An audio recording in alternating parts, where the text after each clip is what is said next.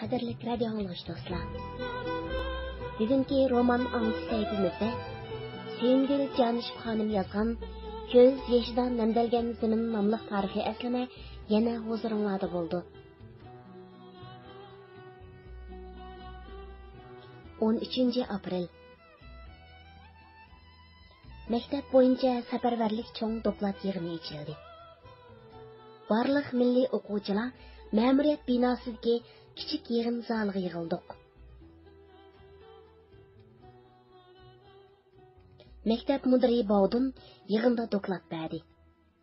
U dokladda o'quvchilar orasidagi mavjushiga va partiyaga qarshi so'z harakatlar ustida va shujunjoylik ideyalar haqida so'zlab o'tdi.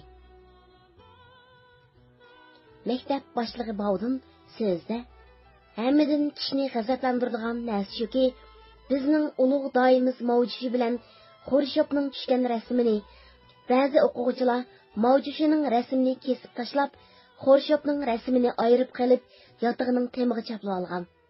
Hatto ba'zi o'quvchilar mavjushining haykalini tomga qartib qo'yib, "Beshingni yasan qaqvash" deb haykalni mushlagan deganga o'xshash misol faktlarni so'zlab, shukicha doklad berdi. Maktab boshlig'i Bog'dunning har bir so'zda bizga qarab, "Sizlarga da'vatman" degandek qilib so'zlaydi.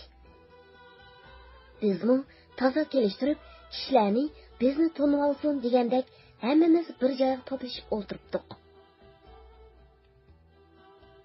15 aprel dushanba. Bugun rasmiy o'g'inish boshlandi. Bizning qarorning milliy o'quvchilari ikki guruhga bo'lindi. Birinchi guruhida Ablikim, Ablay, Shamish Jamol, Turnisa, G'opur, Halima qatorliqlar bor edi. İkinci guruhga men, Ablis, Ahmet aka, Setvaldi qatorliqlarni bo'ldi. Bu o'g'inishga rahbarlik qilish uchun jamoat xavfsizligi nazoratidan Turdi Eli, Yusuf, Umarjon, maktab o'quvchilar uyushmasidan G'ozjang, G'opur Rayim, Arayimla va doktorxonadan bir qancha kadr kelib qatnashdi. Bu rahbariy vakillar faqat bizning qaror o'quvchilari uchun keltirilgan bo'lib, bu o'g'inishmi bizning qaror asos qilib elib berilgan o'g'inish bo'ldi. Jamoat xavfsizligi nazoratining mashinalari maktabga kayni-kayindan qatirib, to'zoqqa o'lja kutgan ovchidek taqatsiz ko'rinadi. O'g'inish boshlanib, o'quvchilar dokladdan olgan ta'sirot va tushunchalarni ham o'zining burunqi va hozirgi ko'z qarashlari to'g'riliq so'zlab o'tdi.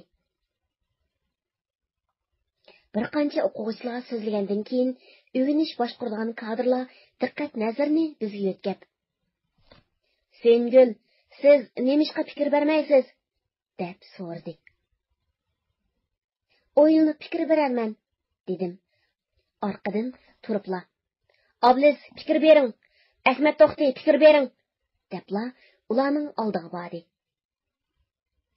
"Ma'qul, men so'zlay" deb Ablis uningdan keyin Ahmet aka soatlab 3 birlik haqida so'zlab chiqdi.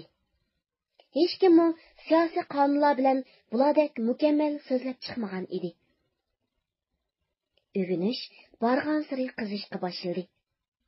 Birdam Oblikimni so'roq qilsa, birdam Oblayni so'roq qiladi. Shunda qilib Turnisa, G'opur, Vohid Setvaldi va keyingi qarordan Sajidani bir-biriga uchrashtirmay so'roq qilib chiqdi. Maktab tashkilotining safarbarlik dokladiga asosan maktab darvozalariga kuzatchi qo'yib, bir o'quvchini ruxsatsiz chiqarmay, sirtdan tunishtirisiz bir kimni kirgizmaydigan qilib, ko'zimni chingtirdi. Yelidan-yeli aktiv o'quvchilarni to'plab, ularga yig'in ochadi. Bu ahvollarni ko'rib, bir yomon ishning borlig'ini ko'nglim sezadi. Lekin u qorong'u kunlarni ko'z oldimga keltirgim kelmaydi. Jamoat xavfsizligi nazoratining mashinasi har bir kelganda Setvaldi o'ltirilmay ketadi. U menga asta pichirlab, "Ana, elib ketgil keldi" deydi. aktiv o'quvchilar xuddi bu ahvolni bilgandek butun diqqati bilan bizlarni ko'zatdi. O'rganishning birinchi kundan boshlab Turnisaning menga bo'lgan muomalasi o'zgardi. U menga qaramay, gap qilmay, gap qilsam meni silkib yoki to'ngla javob berib, yo tomoq yemay, yo uxlamay bearam holatga tushib qoldi. U menga azaldan bunday qilib baxmagan edi. Bir-birimizdan sir yo'shirmaydigan, bir-birimizdan hech narsa ayab baxmagan yaqin do'stlardan edik. Men bag'an siri o'zimni xuddi hamma yaxshi ko'radigan narsalarimdan ayrilib qolayotgandek yolg'iz, tanha his qilib, ko'nglim intayin yerim bo'ldi. Ajablanarligi shuki, bu o'g'inish boshqa o'g'inishlarga o'xshash o'tirg'a so'rab chiqib, urib so'qib, to'lab, masala topshirg'izish shaklda bo'lmadi. Savoqdoshlar bizga yuzdoshlik bildirib, ayrilib ketishining eg'irligini, ammo ko'ngillarning yaqinligini bildirgan ko'zlari bilan qaraydi.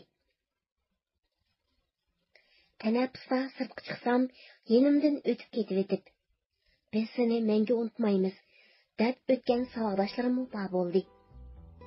Tanaffusdan kirganda bo'lsa, kel, mening yenimda o'ltir, mening bilan birga o'ltir deb, meni o'zlariga yaqin tutib, ko'nglimni ko'tardi. 16 aprel. O'g'inishning 2 kuni Ablizni so'roq qilibdi. O'g'inishdan nimani tushunding? Ideya ko'z qarashlaringda qanday tavrinish bo'ldi?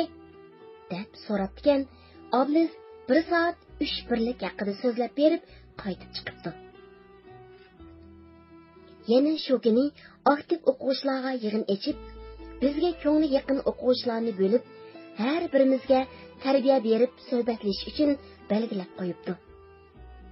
Dam elishda yotoqda o'ltirsam, Maryamning eri Mahmud meni koridorga chaqirib chiqib, xijolat bo'lgandek qisilib turib, "Suyingul, meni tashkil siz bilan ko'ngli yaqin deb, siz bilan so'zlashib chiqadi. Buning uchun siz mendan ranjib qolmang. Ular meni maslangni topshirishga ogohlantirib so'zlar deydi. Bugun aktiv o'quvchilarga yig'in ochib, o'quvchilar orasida reaksion tashkilot bor degandek qildi. Qo'lig'imga ishongim kelmadi. Siznimi tashkilotda bor deydi. Men bu so'zni anglab, bakma hayron qoldim. Ham ko'nglim yerim bo'ldi. Bu rostmi? Ammo siz mendan ranjimang. Rostini desam, Suyingul, mening ko'nglim bakli yerim bo'ldi, deb qarindoshlarcha ichingan holda so'zni davomlashtirdi.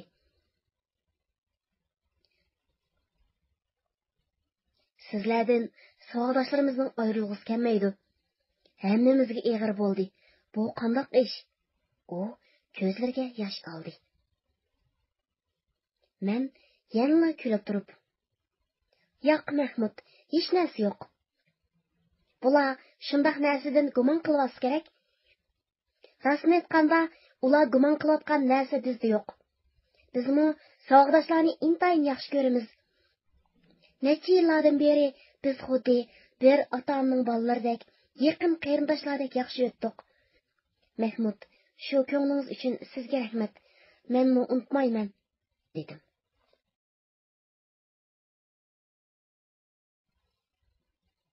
On 7 aprel. Bugun o'g'inishning oxirgi kuni. O'g'inish odatdagidan jiddiyroq bo'ldi. Kadrlarning birisi chiqsa, birisi kirib, to'xtamay so'zlaydi. "Bu sizlar uchun oxirgi fursat. Sizlar uchun bir cho'ng chiqish yo'li. Keyin pushaymon qilib qolmanglar yana. Lekin bizni bilmaydi deb xam xiyol qilmanglar. Biz hammani bilamiz.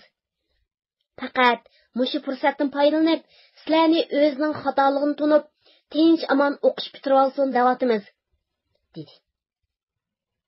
Ular so'zlayotganda bizga qarab qo'yatdi. Lekin biz shunchalik xotirjam, bundoq ishdan hech qanday xavri yo'q odamdek o'ynab kulib, chaqchaqlashib yuraverdik. Tushdan keyinki dam elishdan keyin yotoqqa kirsam, Turnisaning rangi o'chgan, xuddi bezgak kesil tutib qolgan odamdek titrab, qiyin ahvolda o'tiribdi.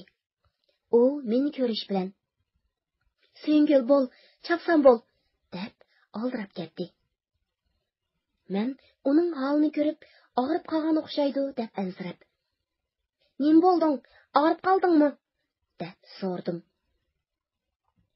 "Yo'q", dedi va qo'limga bo'sh ovozda, "Bizning yilqi tashkilotimiz bosh bo'pti. Meni 3 kundan buyon qattiq so'roq qilib ketgan edi. Men bilmayman, undaq narsani anglamagan deb kelayotgan. Bugun yana shundoq desak, ular siz bilmasangiz biz deb berayli deb mening qayerda, qachon, kim orqali qatnashganligimni tafsili o'z ayni deb beryotdi. Shuning bilan men muamalsiz qoldim.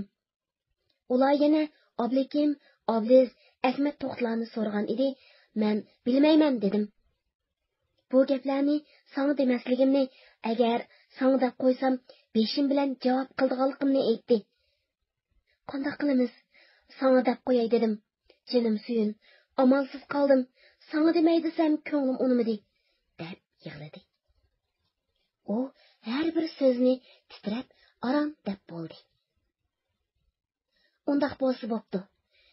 Sen qo'rqma. Sana hech narsa kelmaydi. O'zingni ching tut. Pozitsiyangni yaxshila. Endi buningdan boshqa amal yo'q, deb uning ko'ngliga tasalli berdim.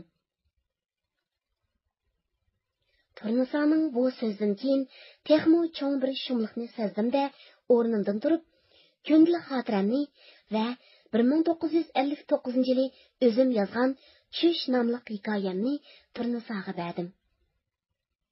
"Al do'stim, bularni sen chapiningning ichiga tiqib, elib chiqib, maktabning magazinining keyindagi hojatxonaga tashlatgin", deb berib etib, narsalarimni biroz qurib ratildim. U narsalarni elib chiqib ketdi. Ahmadjon Qosimning rasmini Shamish Jamolga berdim. "Bu rasm mendan sana yodgor bo'lib qolsin. Har qatim bu rasmni ko'rganda meni eslasan", dedim. U "Rahmat" deb elib qoldi. Mening narsalarimni tekshirib, yig'ishtirayotganligimni ko'rgan qizlar: "Voy, qo'ysangchi Suyingil, nemishqa undaq odamning ko'nglini eski qilasan? Undaq yomon narsalarni o'ylama. Xudoyim saqlasin", deb meni quchoqlashdi. Menmu ularni chin sog'doshlik mehrim bilan quchoqladim. Ular ko'zlaridagi yoshlarni surtib turib, "Undaq ko'nglimizni buzma. Biz sana undaq yomon kunning bo'lishini tilamaymiz. Biz bu xabarlarni anglab, ko'nglimiz bekmi yerim bo'ldi", deyishdi. Bu qisqagina dam elish vaqtida yotoqdoshlarimning mehribon qalbi mening ko'nglimni ko'tardi. Dam elish vaqti tugab, o'ginishga kirdik. Maryam bilan ikkimiz bir yerda o'tirib, yenimizga o'rinni Oblizga elib qo'ydik. O'ginish boshlanish bilan yilqi Umarjon degan kishi kirib, ko'pchilikka kayinni qilib, Obliz bilan menga qarab o'ltirdi. Men kichik bir parcha qog'ozga "Obliz, toshdagi gul bo'ronni qilib sunib ketibdi", deb yozib Oblizga berdim. Obliz xatni ko'rgandan keyin umu bir kichik qog'ozga "G'uli sundimi yoki yiltizimi?" deb yozib menga berdi. Men qog'ozni og'zimga solib chaynab turib, "Tashdak sunib gulning yiltizidan ketibdi", deb yozdim. Ondan Obliz yozdi: "Uchiq yozg'ana, nima gap u? Ular Turnisani qattiq so'roq qilibdi", deb Turnisadan anglaganlarimni yozdim. "Rostmi? Uni kim sundadi?" "Bilmayman. Endi qanday qilamiz?" Biz mana shundoq jiddiy xat yozishib o'tirsak, yilqi odam bizdan ko'zni uzmay o'tirdi. Agar kelib xatni so'rasa, og'zimga selib yutib o'tay deb menmu tayyor bo'lib o'tirdim. u odam so'z qilishga boshladi. Bu 3 kunlik o'g'inish yomon emas bo'ldi. O'g'inish deganning siyosiy ahamiyati cho'ng bo'ladi. Biz necha vaqtdan buyon hal qilolmagan narsalarni hal qildik. So'zning o'chig'ini aytganda, sizlarning oranglarda yoshirinib yotgan reaksion tashkilotmi pash bo'ldi. Biz ular uchun o'z yo'lini tepishga yaxshi fursat bo'lsin deb bu 3 kunlik yig'inni o'rnashtirgan. Lekin o'quvchilar bizning ishimizni hech kim bilmaydi deb ta hozirgacha o'zining johillik pozitsiyasida ching turib kelyotdi. Biz hammani bilamiz. Ba'zilarga ich og'ritib, ayrim suhbat elib bordik. Bular yoshlar o'z yo'lini tepib olsin dedik. Ular bilmadi. Yana ba'zilarni suhbatga elib chiqmadik. Yana ba'zilar bugun chiqishi mumkin. Sizlarga berilgan bu fursatning oxirgi minutlari yelmi ham qo'linglarda. Partiya sizlarni yo'q qilishni o'ylamaydi. Yoshlar deb ko'p e'tibor qildik. Bilmadinglar. Ammo bizning siyosatimiz dushmanga nisbatan qattiq. Buni unutmanglar. Umarjon mushu asosda xeli so'zildi. Butun so'z jarayonida Obliz bilan menga tikilib qarab, ta'na kulgilari bilan bizdan ko'z uzmay so'zildi. Lekin Obliz va men kulimsirgan holda hech qanday o'zgarishsiz o'ltirib angladik.